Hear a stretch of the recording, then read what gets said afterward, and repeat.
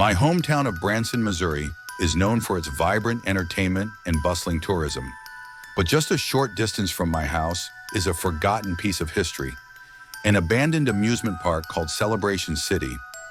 The park closed in 2008, leaving behind memories of fun and laughter, now in silence and ruin. Celebration City is a living tribute to 20th century America, opening in the afternoon and closing with a spectacular fireworks and laser show every night. It's a great place for kids and adults alike, and my family and I have spent countless summer days here. But time has not been kind to Celebration City. They demolished most of the roller coasters before the park closed, but many of the buildings remain, ghostly remnants of what once was. Exploring this eerie, deserted park has always been a secret dream of mine. Calvin and I decided to venture into this abandoned place. As childhood friends and fellow travelers, we couldn't resist the lure of the unknown. We parked at a nearby Steak and Shake, waiting for dusk to fall. We waited until 7 p.m. when the sun had set. Sneaking into the park was easy, almost as if the place itself was inviting us in. The silence was eerie, except for the chirping of crickets. It felt like we were entering a ghost story from my childhood. As we wandered through the park, we saw remnants of the past. Props, signs, and old attractions, all of which had been lost to time. Graffiti and broken windows showed that others had been here before us. We decided to enter one of the buildings, the Last Chance Diner. It was dark inside, the air thick with a foul odor. I called Calvin, telling him to check the bathroom. The bathroom was pitch black, my flashlight barely piercing the darkness. As I entered, I heard a small noise, like something small falling to the floor. 3 stalls all closed. I said, "Hello?" Then I saw them, shoes and feet under each stall door. My heart pounded. A pair of feet began to move, as if the person was about to peek under the door. I didn't wait to see their faces. Panic surged through me, and I rushed out of the bathroom, shouting for Calvin. Calvin and I hurried out of the diner and back into the night. He didn't ask any questions until we were safely outside, away from the building. I told him what I'd seen, and his joking demeanor quickly turned serious. We drove away, the park now a shadow in the rearview mirror. The strange encounter left us both shaken. Were they just fellow explorers, or something more sinister? To this day, I still can't explain what I saw. But one thing is for sure, Celebration City holds secrets that are best left untouched.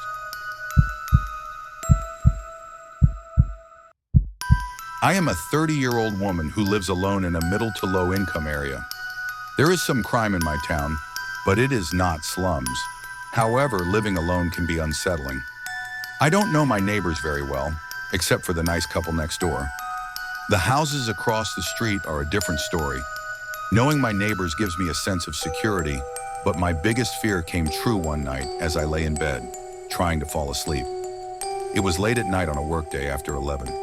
I heard leaves rustling on the side of the house. I didn't know if it was a person or not. There are a lot of cats and raccoons around here at night. The next night I was awakened by a small crack or knock outside my window. It was October, so I opened the window to get some air. Instinctively I asked, "Who's there?" But there was no response. I got up and lifted the blinds. No one was outside. 2 nights in a row, I was starting to think I was paranoid. But that night, I woke up to scratching coming from the backyard. I got up and went to the living room next to the back door. The noise was louder now, right outside the door. I turned on the light and the noise stopped. I was too scared to pull the blinds, but when I did, no one was there. I opened the door and saw nothing but rustling in the bushes. It was too dark to see anything. They were perfect hiding places. I locked all the doors and even locked the bedroom door. About 10 minutes later, there was a knock on the front door. I lay in bed, ignoring the knock. No one was knocking this late. If it happened again, I would call 911. Luckily, that didn't happen, and I eventually fell asleep. The next day, I went to Best Buy with my brother and bought a doorbell and a security camera set. He helped me install them and stayed overnight so I could feel safer. We were trying to sleep when we got an alert on our phone. Motion detected. I opened the Ring app and screamed. Someone was trying to unlock my back door. I woke my brother up and showed him the video. He ran into the backyard, ready to confront the intruder, but my screaming made him run away. We reviewed the video. The intruder was wearing a hood and gloves, leaving no fingerprints or identifying marks. We called the police, knowing there wasn't much they could do.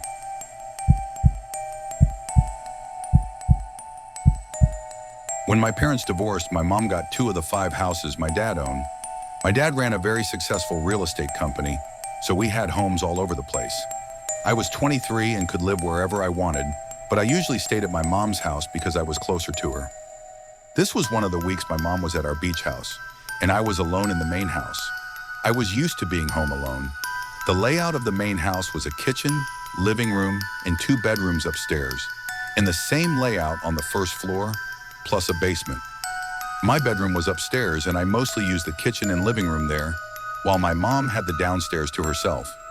It was a nice layout. The story really started when I noticed a lot of my clothes were missing. I called my mom to ask, but she didn't know either, since we lived on different floors. But even during the long periods of time I was home alone, I still noticed some of my favorite shirts missing. Admittedly, my room is usually pretty messy, but even after rummaging through everything, I still couldn't find certain items. It was ridiculous. I even checked my car and my mom's room downstairs. Nothing. When I was alone, I slept with the door slightly open, just so I could hear if, say, someone was trying to break in. One night, I was watching a movie on my laptop when my bedroom door suddenly slammed shut. It wasn't slamming, but it wasn't closing softly either. I had the ceiling fan on and both windows open, so I thought it was probably a draft. That happens sometimes, but then I heard something coming from outside my bedroom at the end of the hall. My reaction wasn't what most people would do when home alone. I got out of bed, ran to the door and opened it. The hallway light was off, so I turned it on and headed toward the living room. No one was there. However, I wasn't satisfied yet. I went downstairs to my mom's room and looked around her kitchen and living room.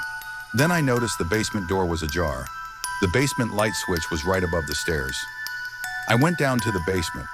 There was only a couch, a TV, a few exercise machines, and a small room with a punching bag in it.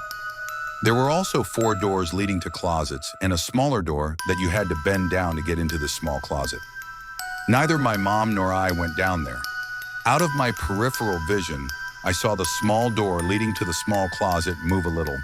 My heart was beating very fast, but I still moved a little closer to it.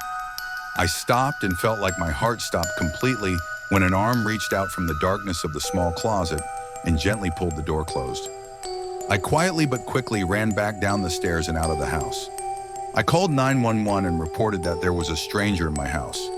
Thank God I left the basement quietly and didn't let the person see me. The police showed up with lights on, but no sirens. All 4 of them went down into the basement with me, and they ordered the person in the closet out. The door slowly opened, and there was a bald man in his 50s with a nose that was too small for his face that looked squashed. He had his hands up and was wearing one of my shirts.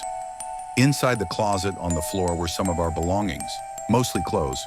The entire closet smelled of urine, which raised questions about how long he had been there. There was no visible damage to the house other than the urine stains, but some of our belongings were found in his possession. He was charged with 3rd-degree theft. Somehow, that was all he got.